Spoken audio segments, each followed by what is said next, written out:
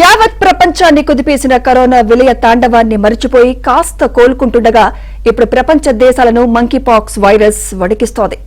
Africa దేశాలను గడగడాలాడిస్తున్న ఈ mpox virus ఇప్పుడు పొరుగు దేశం పాకిస్తాన్కు చేరడం మరింత ఆందోళన కలిగిస్తోంది. సౌదీ నుండి వచ్చిన 3 పాక్ పౌరులకు మంకీపాక్స్ వ్యాధి ఉన్నట్లు నిర్ధారణ అయింది. ఇప్పుడు ఈ వ్యాధి వ్యక్తుల జననాంగాలపై కూడా వస్తుండటంతో కేసులను గుర్తించడం కష్టంగా మారింది.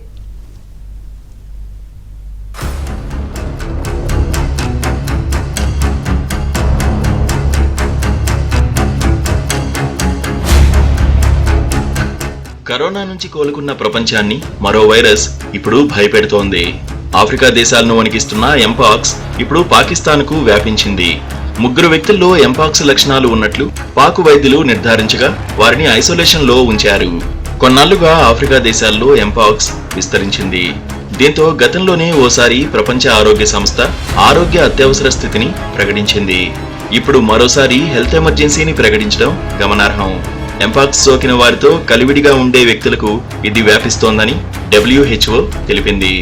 ఎంపాక్స్ కు అడ్డుకట్ట వేసేందుకు అంతర్జాతీయ సమాజం సహకరించాలని WHO director general Tedros Adhanom Ghebreyesus పిలుపునిచ్చారు. ఇప్పటికే కాంగో సహా చుట్టుపక్కల దేశాల్లో ఎంపాక్స్ తీవ్రంగా విస్తరించినట్టు తెలిపారు.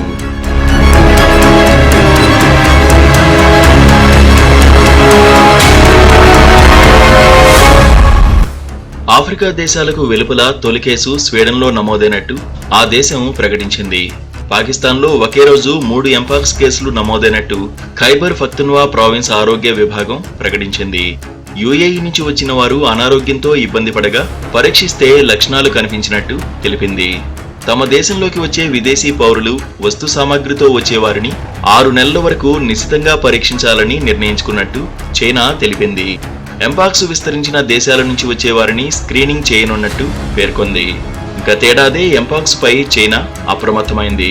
దీన్ని కేటగిరీ B అంటువ్యాధిగా పేర్కొంటూ కొన్ని ఆదేశాలు జారీ చేసింది. దీని ప్రకారం అవసరమైతే పాఠశాలలు, కార్యాలయాలను మూసివేయాలని పేర్కొంది.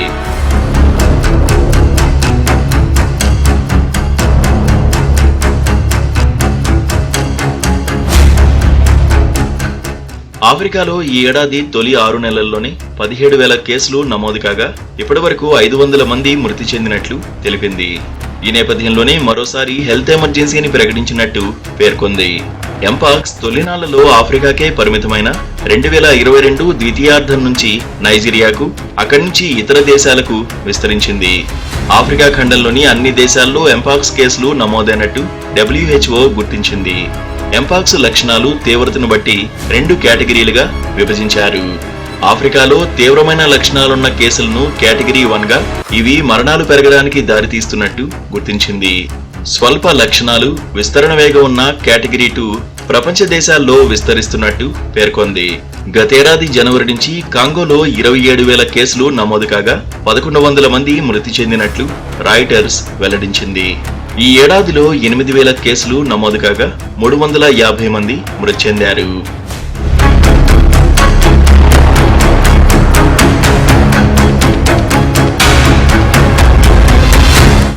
ఎంపాక్స్ వైరస్ సోకిన వారు జ్వరం, చలి, శారీరక, కండరాల నొప్పులతో ఇబ్బంది పడతారు.